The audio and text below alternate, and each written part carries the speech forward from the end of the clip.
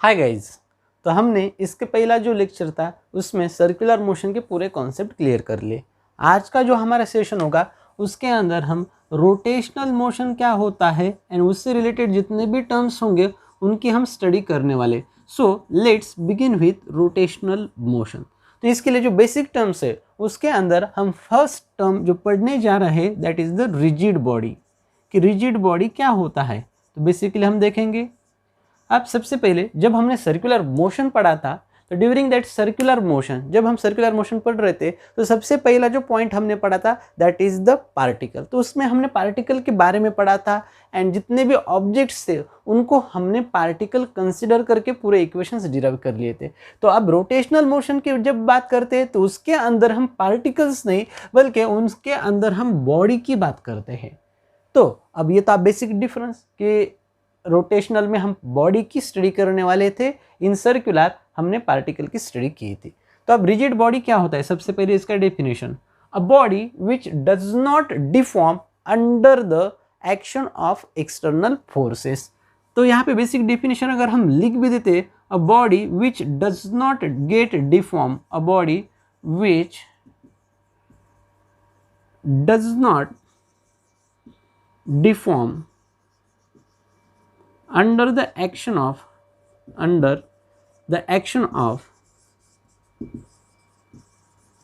external force is called as rigid body। यानी कि आप सिंपल लैंग्वेज में देखो, अगर किसी भी बॉडी के ऊपर आप फोर्सेस अप्लाई करते हो एंड फोर्स अप्लाई करने के बाद अगर उस बॉडी के अंदर शेप एंड साइज इसमें कुछ भी चेंज नहीं होता, शेप एंड साइज इसके अंदर कुछ भी बदलाव अगर नहीं आता तो उस बॉडी को हम कहने वाले हैं rigid body. Then that body is called as rigid body. अब ये कैसे पॉसिबल है या तो नहीं है वो देखेंगे।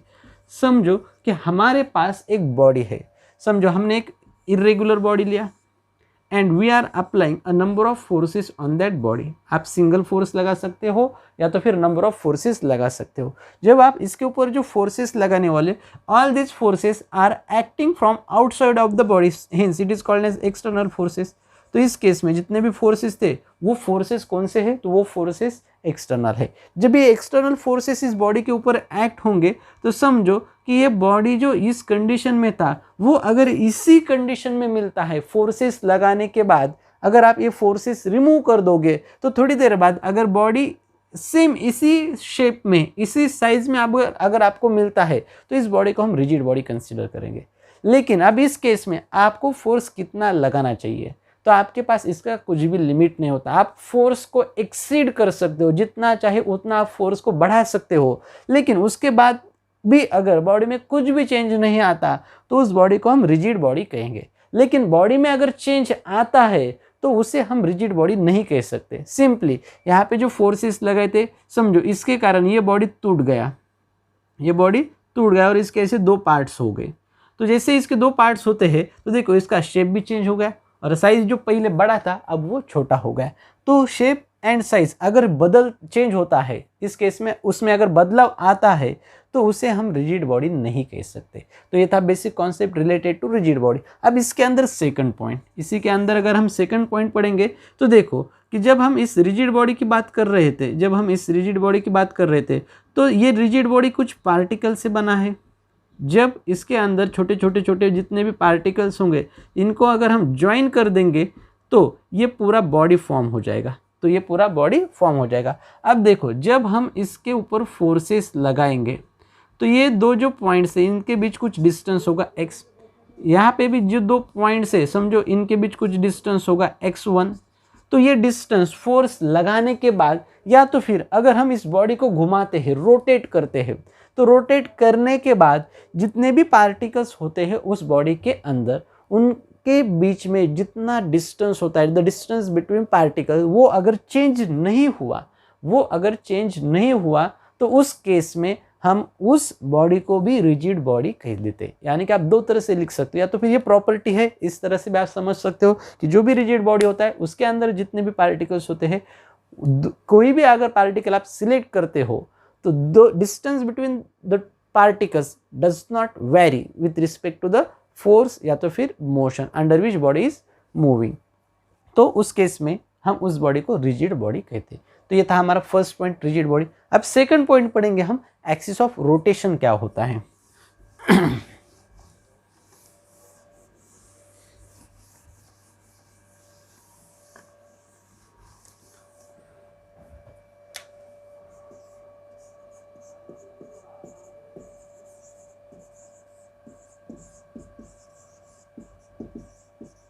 अब देखो, जब हम एक्सिस ऑफ रोटेशन की बात करते हैं तो समझो कि हमारे पास कोई बॉडी है इरेगुलर शेप, जैसे हमने पहले कंसीडर किया था उसी तरह से हमारे पास कोई इरेगुलर बॉडी है। जब भी हम बॉडी की बात करते हैं तो जब भी हम इनिशियल रोटेशनल मोशन के कुछ पर्टिकुलर बीट्स पढ़ने वाले, तो हर बीट में हम उस बॉडी को स्प्लिट करने वाले हैं कुछ पार्टिकल्स के साथ। समझो कि यह बॉडी कुछ पार्टिकल से बना हुआ है and here is a point O।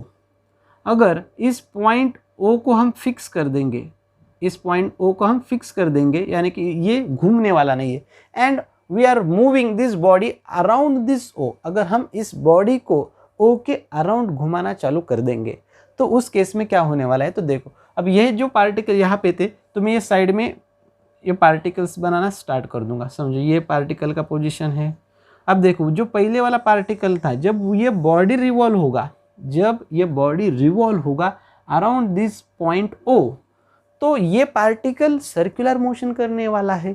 जितने भी पार्टिकल्स इस बॉडी के अंदर होंगे वो क्या करने वाले, सर्कुलर मोशन। तो बेसिकली देखो, जब हम रोटेशनल की बात करते हैं तो उसके अंदर कौन सा सिस्टम इंक्लूड हो रहा है, that is the circular system.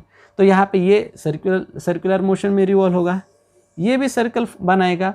अगर हम इसकी बात करेंगे तो समझो ये भी इस तरह से सर्कल बना सकता है। ठीक है, रुको, हम इस डायग्राम को अच्छे से बनाएंगे।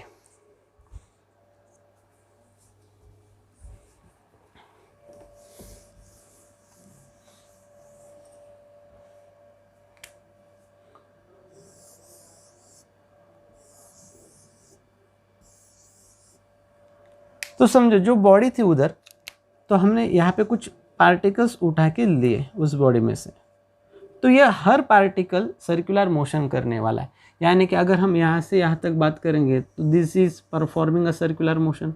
अगर हम यहाँ से यहाँ तक बात करेंगे तो ये भी सर्कुलर मोशन करने वाला है, ये भी सर्कुलर मोशन करने वाला है। तो जब ये पार्टिकल सर्कुलर मोशन परफॉर्म करेंगे तो इनके सर्कल का जो सेंटर होगा उनको हम मार्क कर देते हैं। And if we are passing a line through these all the centers of circle, then this line is called as axis of rotation। तो इस लाइन को हम क्या कहते हैं, axis of rotation। तो axis of rotation क्या है, when a body performs rotation then all the particles in the body perform circular motion। if we join the center of all the circles then a straight line passing through that centre is called as axis of rotation. तो उस line को हम क्या कहने वाले हैं, axis of rotation. अगर समझो कि हम इस बॉडी को टिल्ट कर देंगे, इस बॉडी को अगर हम टिल्ट कर देते हैं तो उस केस में क्या होने वाला है, तो वो इस तरह से सर्कल बना सकते हैं। अगर हम इस बॉडी को टिल्ट कर देंगे तो इसका सेंटर, इसका सेंटर, इसका सेंटर, तो इस सेंटर में से जो लाइन पास होगा वही क्या होने वाला है, एक्सिस ऑफ रोटेशन। तो अब देखो, हर केस में ये axis of rotation in circle को क्या होता है, परपेंडिकुलर होता है। हर केस में ये axis of rotation in circle को क्या होता है, तो परपेंडिकुलर होता है। तो this is the basic property of axis of rotation. And axis of rotation क्या होता है, तो बेसिकली एक्सिस ऑफ रोटेशन, ये पॉइंट भी हमारा कंप्लीट हो गया।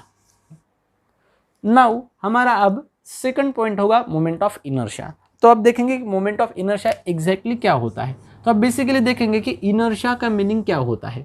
बेसिकली जब हम किसी भी ऑब्जेक्ट के ऊपर फोर्स अप्लाई करते हैं, whenever we applies a force on any object, then it becomes difficult to move that object if object is heavy, and if object is lighter in weight then we can move that object easily। अगर समझो हमारे पास यहाँ पे एक box है, that is our object, and we are applying a force F on it.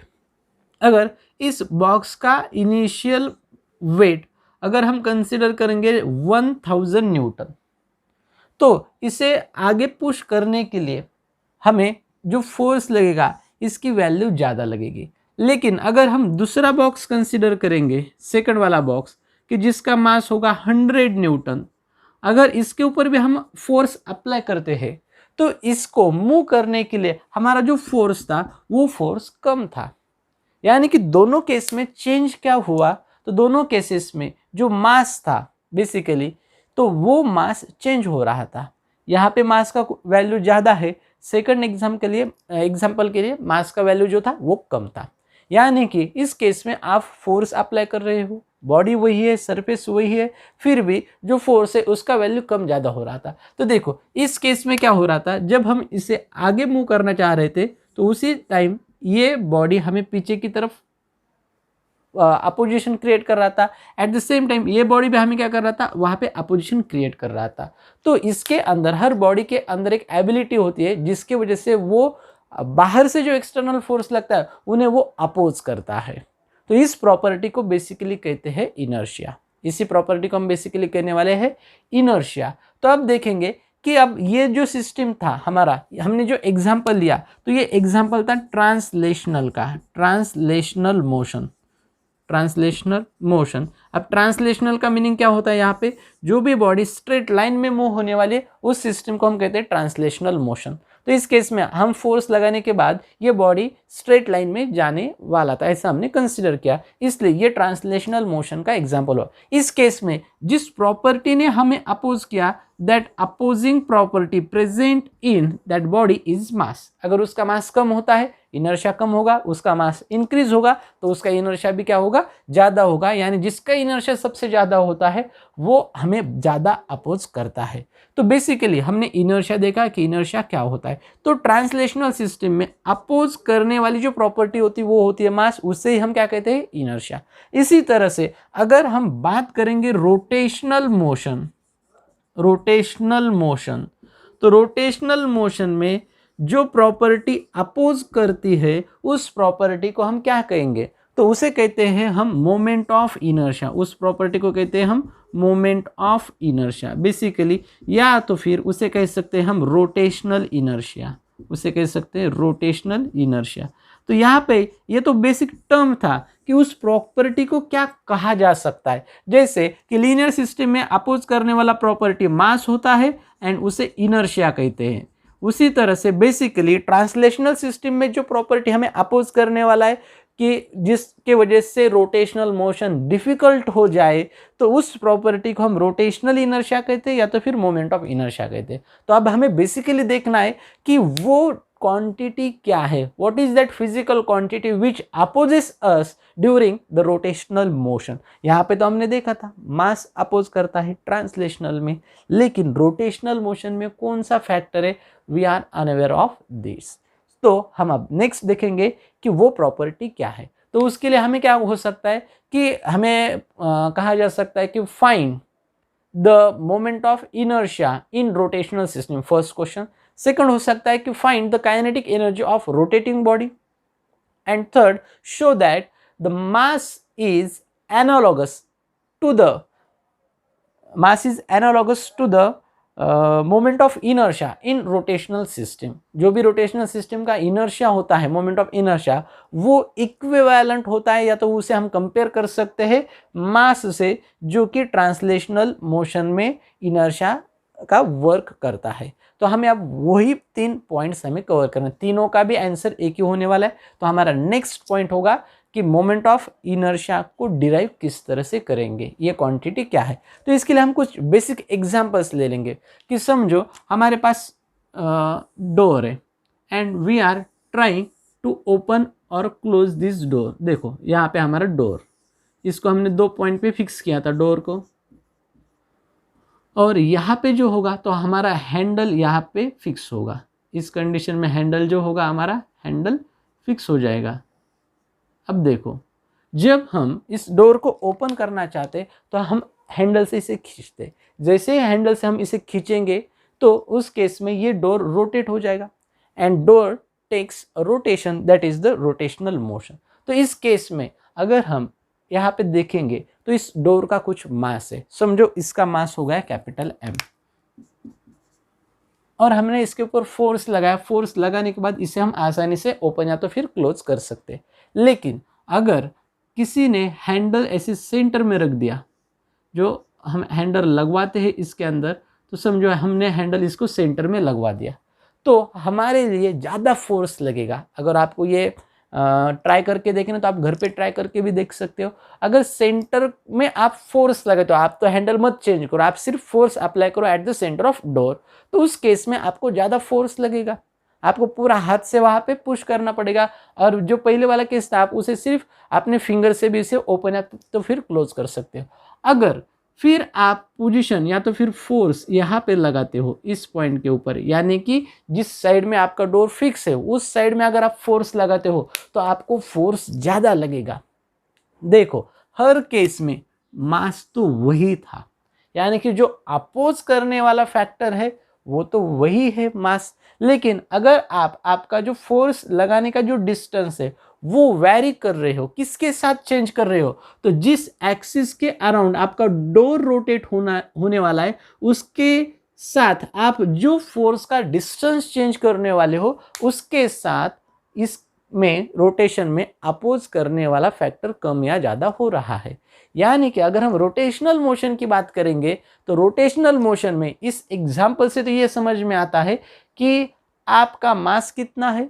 Second thing, आप जो force लगाने वाले हो वो फोर्स का डिस्टेंस एक्सिस ऑफ रोटेशन से कितना होगा, यानी कि मास एंड डिस्टेंस, ये दो फैक्टर रिस्पॉन्सिबल है मोमेंट ऑफ इनर्शिया के लिए इन रोटेशनल सिस्टम।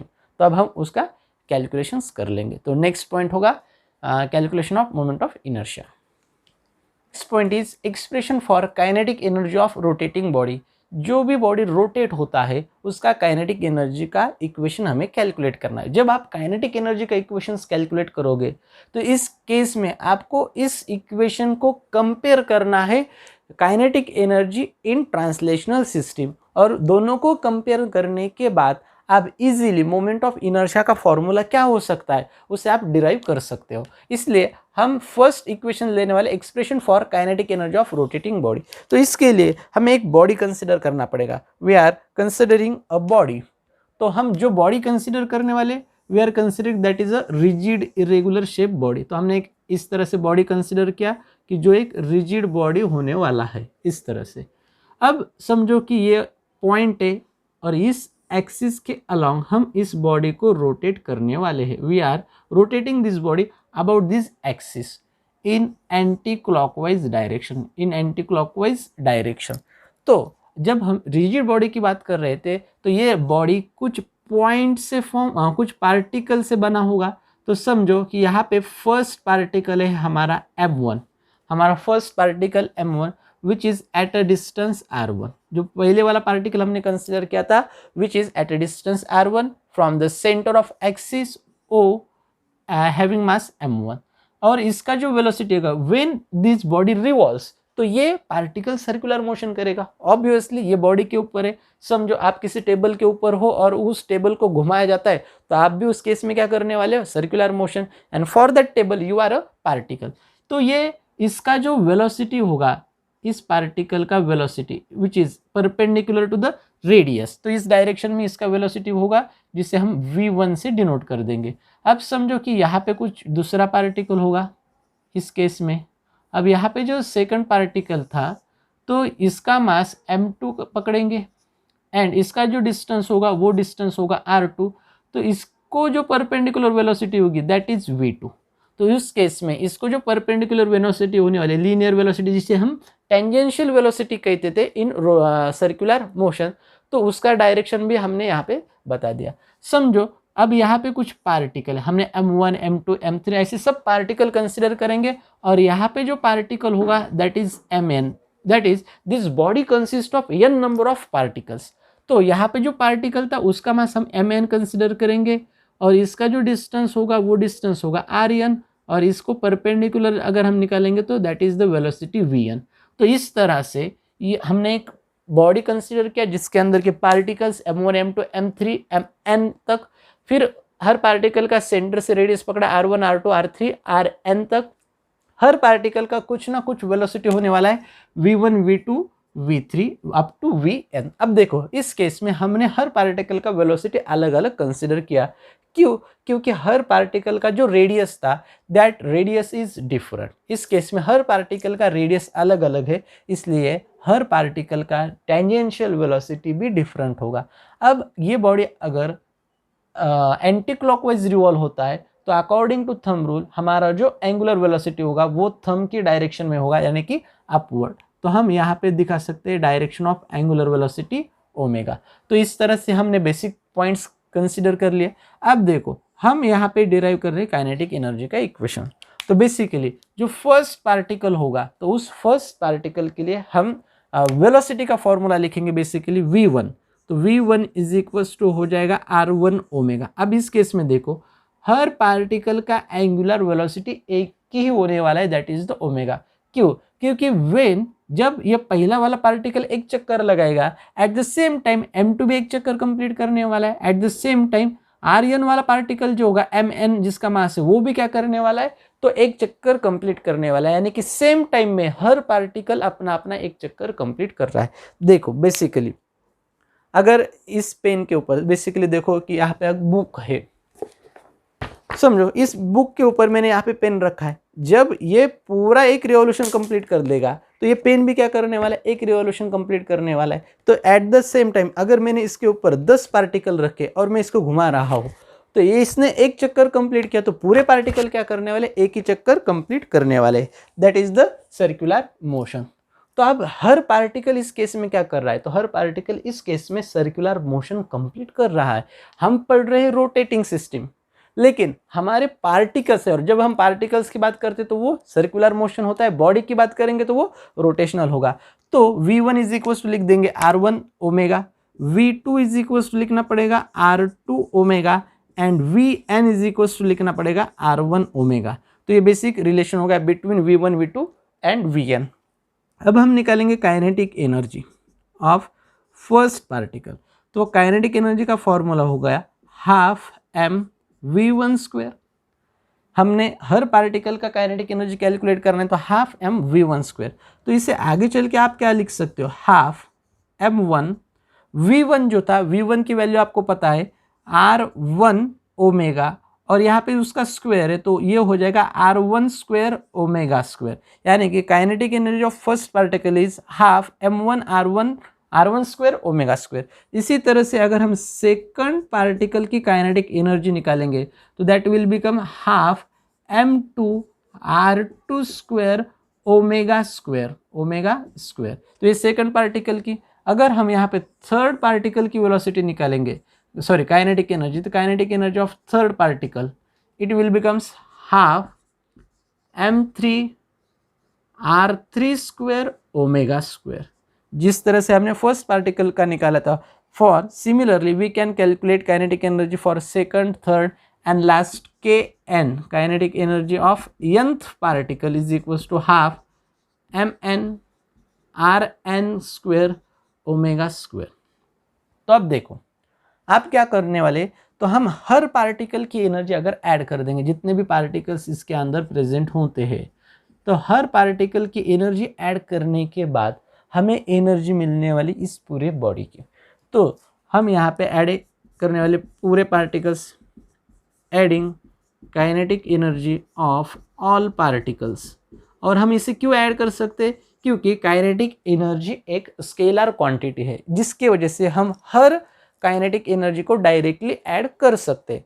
तो हम जब हम इनको सबको ऐड कर देंगे तो हमें जो एनर्जी मिलने वाली that is total kinetic energy, वो हमें मिलने वाली टोटल काइनेटिक एनर्जी। अब ये टोटल काइनेटिक एनर्जी किसकी हो गई, तो बॉडी की हो गई। ये टोटल काइनेटिक एनर्जी किसकी होगी, बॉडी की होगी। और सिस्टम क्या हो गया हमारा, तो ये सिस्टम था रोटेशनल। जब हम बात करते हैं बॉडी की तो वो क्या हो जाएगा, kinetic energy in rotational motion, जिसे कहेंगे हम kinetic energy in rotational motion.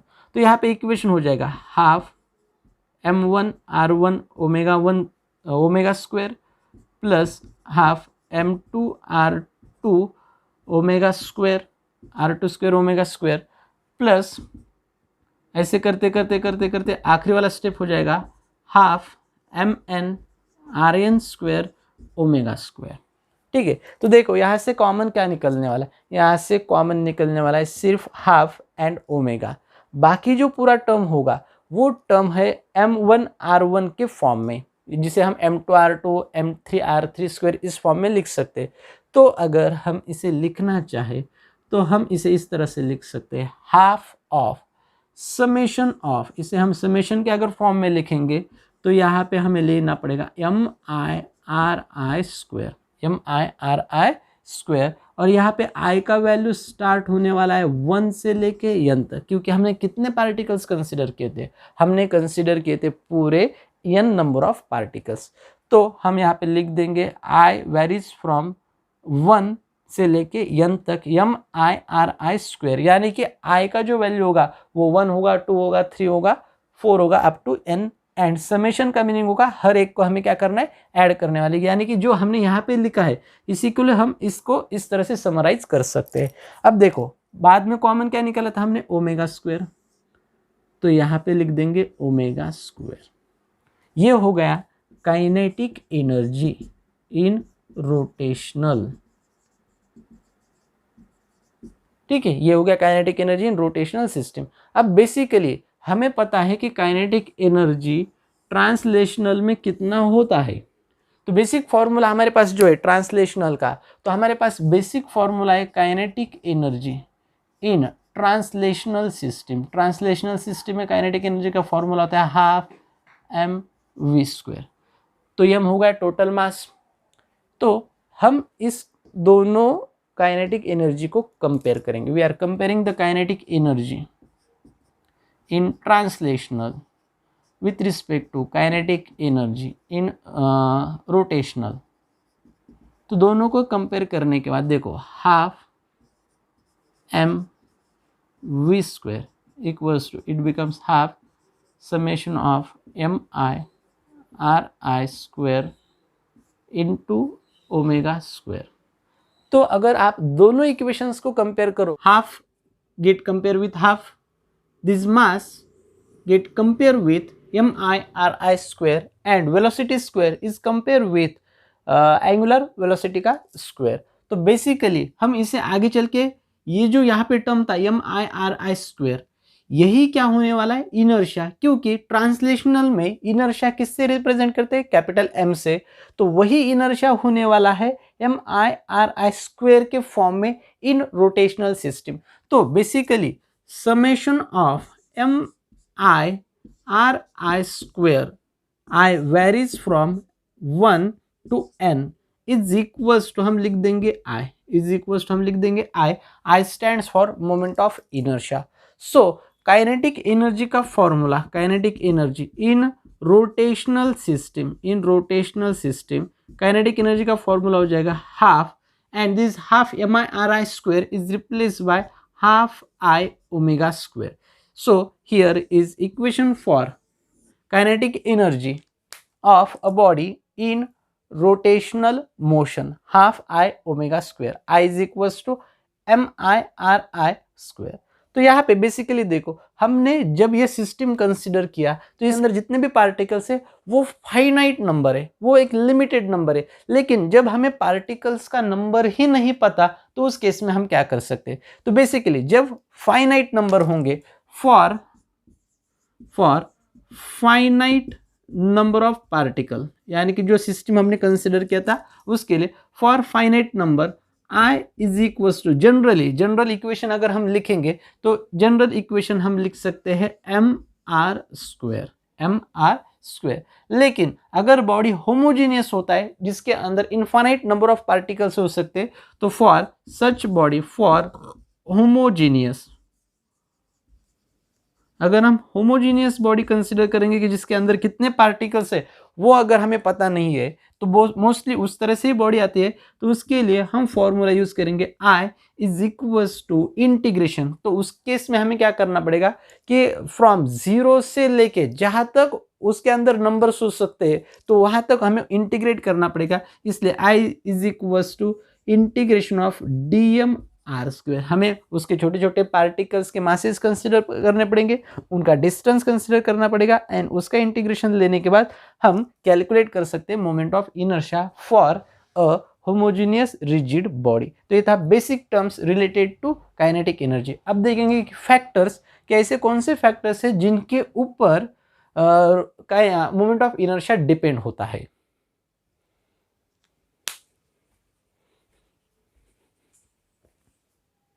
Factor है, अगर हम फैक्टर्स की बात करेंगे, factors for moment of inertia, तो सबसे पहला वाला फैक्टर होता है कि शेप, आपके बॉडी का शेप क्या है।